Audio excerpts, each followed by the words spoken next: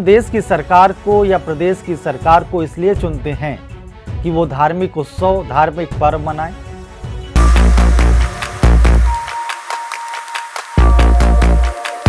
नमस्कार दोस्तों, जय भीम। मैं सुरेश बौद्ध आप सभी का स्वागत करता हूं।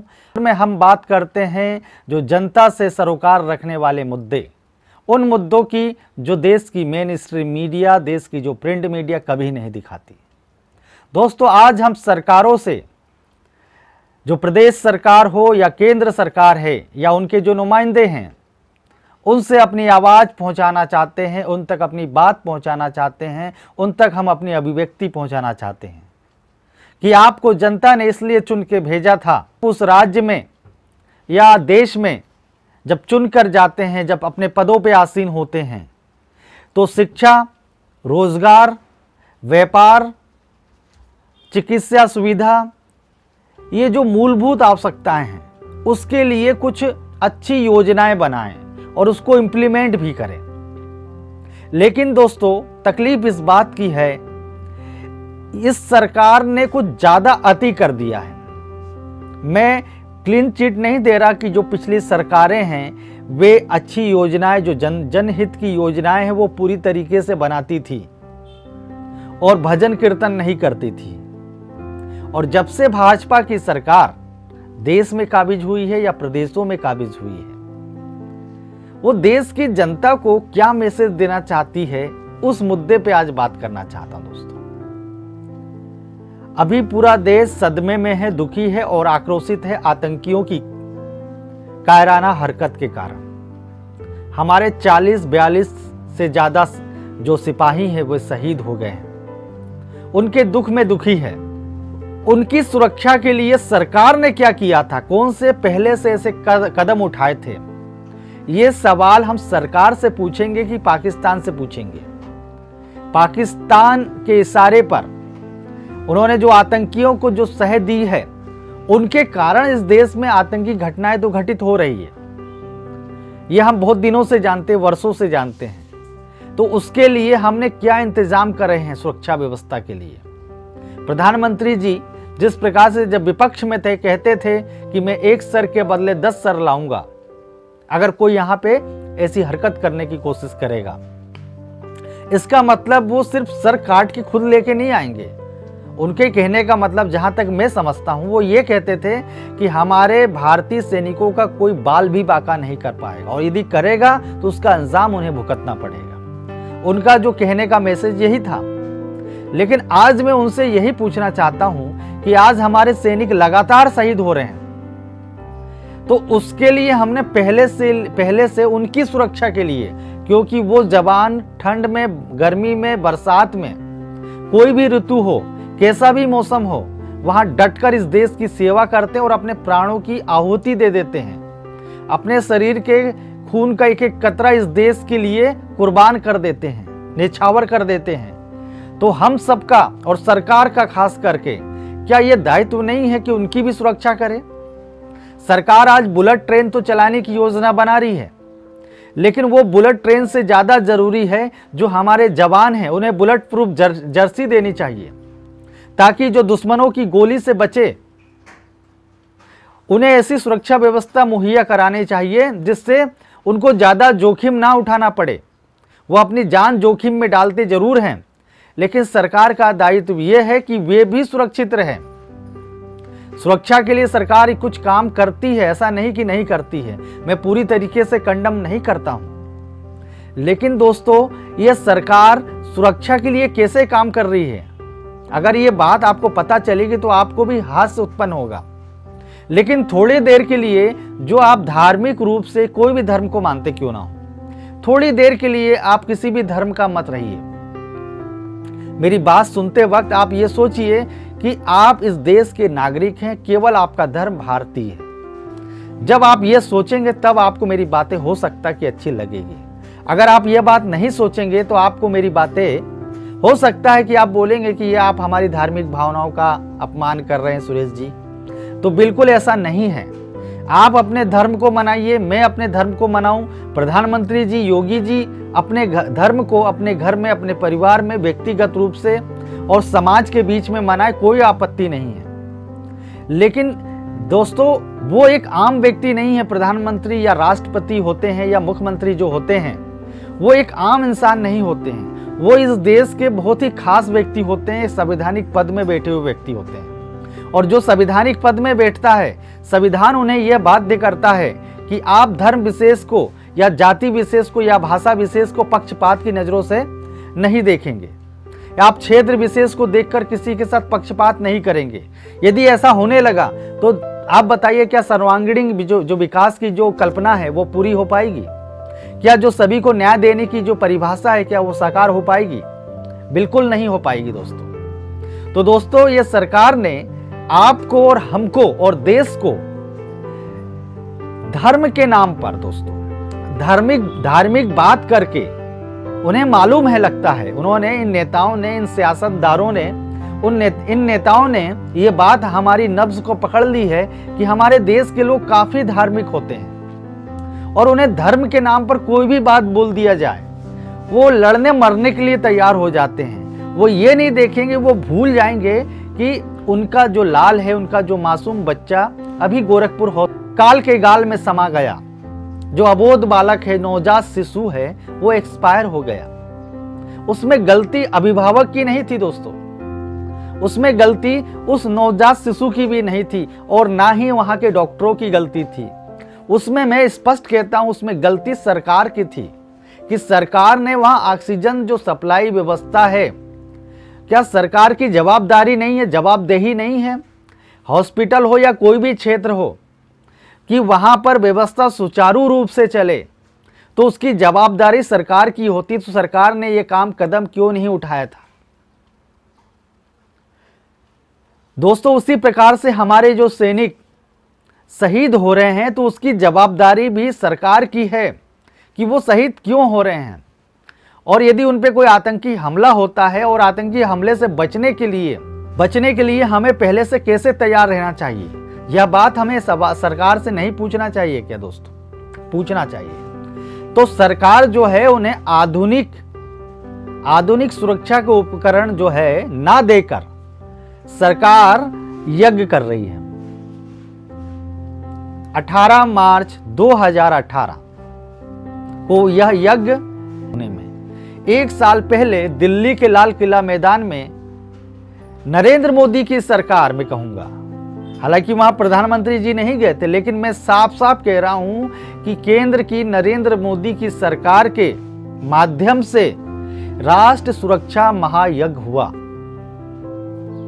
जिसमें नरेंद्र मोदी सरकार के जो सांसद हैं, जो इस देश के सांसद हैं, महेश गिरी, उन्होंने उसकी अहम भूमिका, उसका नेतृत्व किया था। और वहां पर देश के जो गृह मंत्री हैं राजनाथ सिंह जी, वो वहां पर जाते हैं, उपस्थिति होती है और संबोधित भी करते हैं और धार्मिक बातें करते हैं बहुत बड़ी बड़ी। और वहां जाकर वो अपने व्याख्यान देते हैं और उस यज्ञ के विषय में बताते हैं देश के लोगों को कि इस यज्ञ को करने से क्या होगा।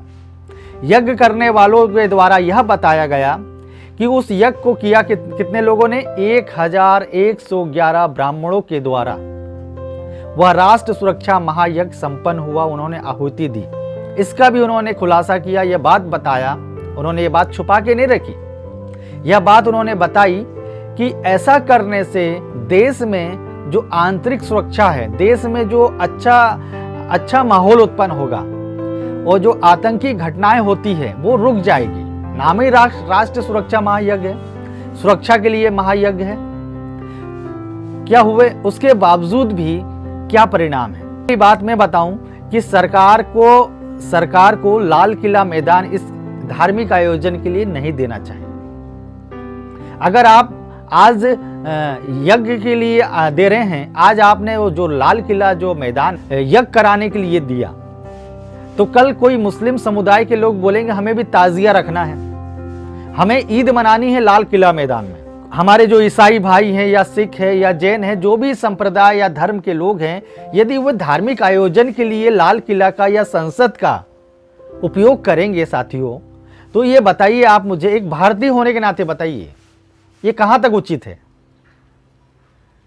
बहुत सारे ग्राउंड पड़े हैं, बहुत सारे मैदान पड़े हैं, आप वहाँ यज्ञ करिए, वहाँ अपने त्यौहार मनाइए, कोई बुराई नहीं, कोई आपत्ति नहीं है। और आपने वहाँ वो कार्यक्रम कराया और उसमें देश के जो शासक हैं, देश का जो नेतृत्व करने वाले जो अहम पदों में, संवैधानिक पदों में बैठे लोग हैं, वो वहाँ जाकर अपने व्याख्यान देते हैं, प्रवचन देते हैं, भाषणबाजी करते हैं। तो दोस्तों वो क्या है? क्या यज्ञ करने से सैनिकों की शहादत रुक जाएगी? क्या यज्ञ करने से देश में आंतरिक जो सुरक्षा व्यवस्था सुदृढ़ हो जाएगी? वो तो यज्ञ जब होने वाला था तभी एक अखबार में न्यूज आई थी, आप देख सकते हैं। उसमें लिखा कि 200 सीसीटीवी कैमरे लगेंगे और बहुत सारे सैकड़ों जवान सुरक्षा के लिए लगेंगे, जिससे वहाँ यज्ञ जो हो रहा है व्यवस्थित रहे, सुरक्षित रहे। अब यज्ञ का नाम ही राष्ट्र सुरक्षा यज्ञ है, महायज्ञ है, और वहाँ सुरक्षा देने के लिए सीसीटीवी कैमरे लग रहे हैं, वहाँ पुलिस के जवान लग रहे हैं। तो ऐसे यज्ञ का क्या औचित्य है? जब आप हवन डालेंगे, जब मंत्रोच्चार करेंगे, तभी कोई अपराधी वहाँ पे आ नहीं सकता। जब आपको ऐसा लगता है कि मंत्रोच्चार करने से कुछ नहीं होगा, तो वहाँ पे ये सीसीटीवी कैमरे क्यों लगाए गए थे? वहाँ जवानों की नौकरी क्यों लगाई गई थी? ये सवाल उठेगा या नहीं उठेगा? तो वो उस राष्ट्र सुरक्षा महायज्ञ का क्या परिणाम हुआ, यह बात मैं पूछना चाहता हूं। 1 साल के अंदर में सरकार खुद आंकड़े बताए, जैसा कि आप ये देख रहे हैं पेपर की जो कटिंग, कि ये सरकार के, जब से ये सरकार आई है उसमें कितने % हमारे सैनिकों की शहादत हुई है, उसमें वृद्धि हुई है। इतनी वृद्धि हो गई है, आप देख रहे हैं। और अभी प्रयागराज में जो कुंभ हो रहा है, उसमें सरकार पैसा जो है पानी की तरह बहा रही है।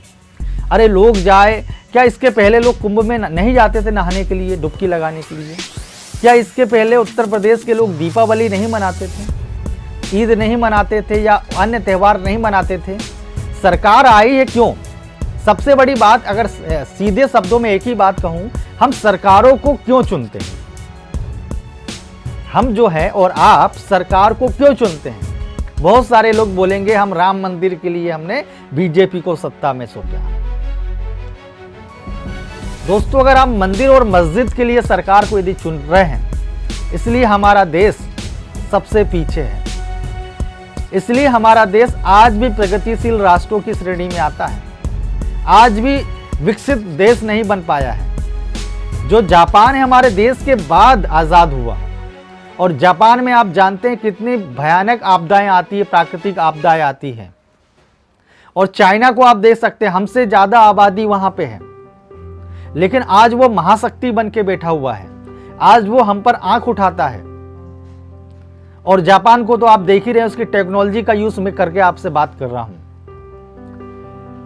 तो आप ये बोले कि सरकार, ये सरकार थी इसलिए विकास नहीं हुआ, और ये सरकार चल रही इसलिए विकास नहीं हुआ। दोस्तों, आज मैं ये बात खारिज करता हूं कि वो रातों रात विकास नहीं करेगी, इस बात को आपको एक्सेप्ट करना पड़ेगा। वो विकास कब होगा? जब हम हर भारतीय, क्योंकि हर नागरिक से, हर नागरिकों का ही प्रतिनिधित्व या प्रतिबिंब मैं समझता हूं सरकार में दिखता है। हमारा जो प्रतिबिंब है, हम जिस प्रकार से आईने में खड़े होते, जैसे हम हैं वैसे हमारी शक्ल दिखती है। जैसे हम काले हैं, गोरे हैं, जैसे हैं, नीले हैं, पीले हैं, वो शक्ल जो है हमारी आईने में दिखती है। जो आज सरकार है वो शक्ल है हमारी, हमारी जैसी सोच है वो सोच प्रतिबिंबित हुई है। जो बीजेपी ने जिस प्रकार का मुहिम चलाया था कि हम आएंगे तो हम ये करेंगे, हम आएंगे तो हम राम मंदिर बनाएंगे, हम आएंगे तो 370 धारा जो है कश्मीर में उसको खत्म करेंगे, हम आएंगे तो राम मंदिर बनाएंगे, हम आएंगे तो हिंदू राष्ट्र बनाएंगे।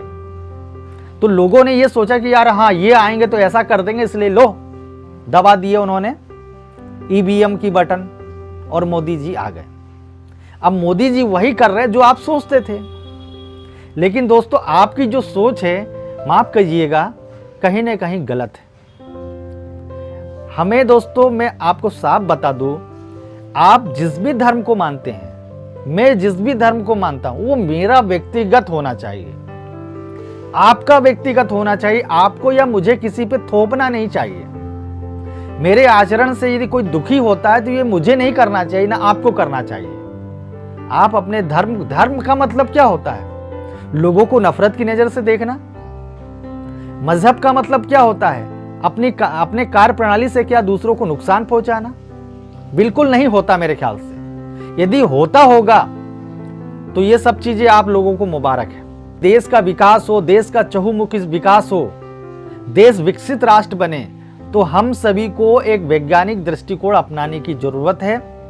हम सभी को हर बात को बुद्धि की कसौटी पे कसना पड़ेगा, तब जाके हम देश का विकास कर पाएंगे। और जो सरकार जब हम चुनते हैं, चुनते वक्त हमें सरकार से ये नहीं कहना चाहिए कि तुम मंदिर बनाओगे कि नहीं बनाओगे। मुक्त हो।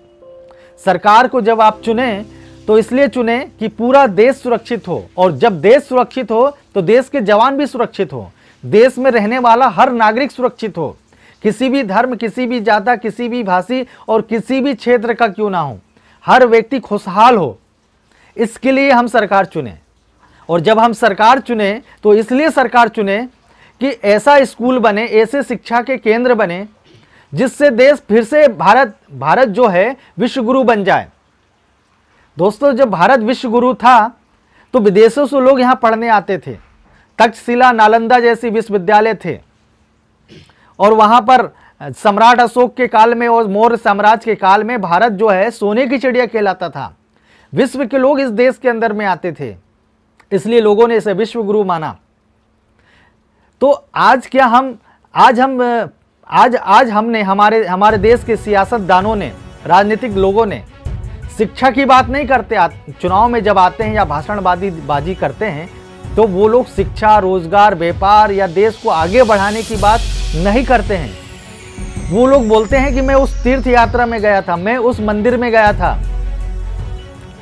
कांग्रेस अध्यक्ष बड़ा बड़ा टीका लगा के अपना जनेऊ दिखा के बोलते हैं कि मैं भी ब्राह्मणों में मंदिर जाता हूँ। मोदी, हमारे देश के प्रधानमंत्री भी पूरा ऐसा टीका लगा लेते हैं और ऐसा लगता है कि बहुत बड़े पुजारी हैं। योगी जी तो आप जानते हैं बाबा कहलाते हैं। आप आज इस देश का नेतृत्व कर रहे हैं, आप प्रदेश का नेतृत्व कर रहे हैं, तो आप लोगों को कृपया करके धार्मिक चोलों को अपने घर तक रखिए। आप भारतीय बनिए। सबसे पहले आपका सबसे बड़ा धर्म होना चाहिए भारतीयता, और आपका सबसे बड़ा कर्तव्य ये होना चाहिए जो भारतीय संविधान कहता है उसके अनुसार आचरण करना। आदरणीय प्रधानमंत्री नरेंद्र मोदी जी जब संसद की चौखट में गए थे तो क्या कहा था, याद करिए आप वो दिन जब वो संसद में गए थे और उन्होंने भाषण दिया था। कितना अच्छा भाषण था वो। भाषण सुन के तो मुझे बहुत खुशी हुई थी कि कोई ऐसा प्रधानमंत्री मिला जो कह रहा है कि मेरी सरकार का एक ही धर्म होगा, नेशन फर्स्ट, इंडिया फर्स्ट। मेरी सरकार का एक ही धर्म ग्रंथ होगा, भारतीय संविधान।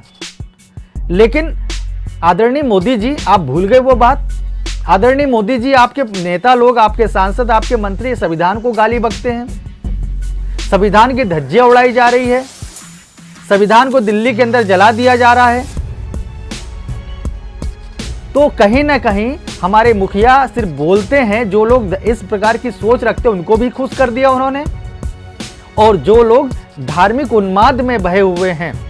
कार्ल मार्क्स ने कहा था धर्म अफीम के समान है, धर्म जो है अफीम के नशे के समान है। इतने बड़े विद्वान ने अगर ये बात कही तो सोच समझ के कही होगी। बात के दौर में यह बात उन्होंने कही थी, जहां पूंजीवाद का बोलबाला होता है वहां जो इंसान है गुलामों की तरह रहता है, जो मजदूर होता है वो गुलामों की तरह होता है, उसका शोषण होता है, और उसका इतना शोषण होता है कि वो समझ भी नहीं पाता कि उसका शोषण हो रहा है। तो उन्होंने एक रिसर्च करके बताया था कि जो ये लोग धार्मिक होते हैं, जितने जो गरीब होते हैं, मजदूर तबके के लोग होते हैं, वे बेचारे धार्मिक भी उतने ही होते हैं। वे ये सोचते हैं, वे भाग्यवादी बन जाते हैं। उनको ऐसा लगता है कि हमारा जो जन्म हुआ है इसीलिए हुआ, हमारी किस्मत में ऐसा लिखा था कि मैं मजदूर बनूंगा। जिसकी किस्मत में जैसा लिखा रहता है वैसा ही बनता है। अगर जब ये बात दिमाग में आ गई तो व्यक्ति क्या आगे बढ़ने के लिए सोचेगा? बिल्कुल नहीं सोचेगा। कार्ल मार्क्स ने ये बात क्यों कही थी, धर्म जो है अफीम के नशे के समान है, ये बात क्यों कहा था? और अफीम का नशा जितने भी नशे हो उन नशों से खतरनाक होता है, ये बात भी आप समझिए, इस बात को भी गौर फरमाइए। तो मेरी आप सबसे गुजारिश ये है, निवेदन ये है, प्रार्थना ये है, अनुरोध ये है, रिक्वेस्ट ये है, आप सरकारों से या राजनीतिक दलों से ये कहिए कि मंदिर मस्जिद का मुद्दा धार्मिक लोगों तक छोड़ दीजिए, न्यायालय अपना काम कर रहा है वहां तक छोड़ दीजिए, त्योहार मनाने का जो भी काम है वो हम तक छोड़ दीजिए। या त्योहार आपको मनाना तो आप अपने घर में मनाइए बड़े शान और शौकत से और उत्साह और हर्षोल्लास के साथ। लेकिन सरकार का जो पैसा है, हमारे टैक्स से जो पैसा आता है, उस पैसे का इस्तेमाल किसी भी एक भी धर्म विशेष के लिए ना करें। अगर आप ऐसा करेंगे तो देश में अराजकता फैल जाएगी। कल कोई मुस्लिम व्यक्ति इस देश का राष्ट्रपति, प्रधानमंत्री या फिर मुख्यमंत्री बनेगा, यदि वो कहेगा कि मुझे इस साल ईद को मैं अपने प्रदेश में या लाल किले मैदान में ईद की नमाज अदा करवाऊंगा, तो जो दूसरे धर्म के लोग हैं उनको कैसा लगेगा? दोस्तों ये धर्म को अपने घरों में रखिए, अपने धर्म स्थलों तक रखिए। धर्म को कृपा करके राजनीति में मत लाइए। मुद्दा बनाना है तो शिक्षा का मुद्दा बनाइए कि इस देश में हम कैसी शिक्षा व्यवस्था दे कि राष्ट्रपति का बच्चा हो या चपरासी का बच्चा हो, उसको शिक्षा मिले एक समान और वो पढ़े एक स्कूल में। ऐसे इस मुद्दे पे अगर हम बात नहीं करेंगे, ऐसे महत्वपूर्ण मुद्दे पे बात नहीं करेंगे, तो देश 19वीं सदी में रहेगा। दोस्तों देश के लोगों की सोच पुरातन काल में रहेगी। कभी भी वो जापान जैसे देश से तो टक्कर लेने की सोच ही नहीं सकता। सभी से निवेदन है कि धर्म को अपने तक सीमित रखिए। हम सब लोगों का एक धर्म हो, एक ही धर्म होना चाहिए, भारतीयता, नेशन फर्स्ट जो मोदी जी कहते हैं। और हम सभी का एक धर्म ग्रंथ होना चाहिए, संविधान। और हम सभी का जो भी व्यक्तिगत जो धर्म है वो आप मनाइए, उसको देश की तरक्की में, देश में बाधा मत पहुंचाइए उसको मानने के कारण। आप देख रहे हैं we love Baba Saheb. Channel को सब्सक्राइब करना और घंटी बजाना ना भूलिए।